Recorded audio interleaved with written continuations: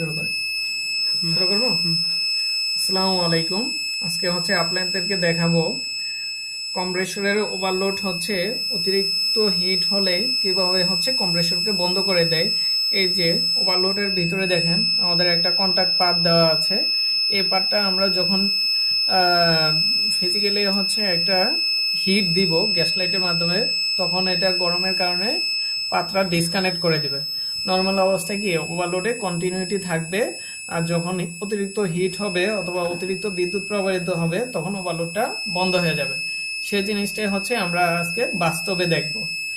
একজনে হচ্ছে এখানে একটু লাইটারটা দিয়ে আগুন দেন। এই যে অতিরিক্ত হিট হওয়ার কারণে ওভারলোডটা হচ্ছে কন্টিনিউটি হচ্ছে বন্ধ করে দিয়েছে, ডিসকানেক্ট হয়ে গিয়েছে।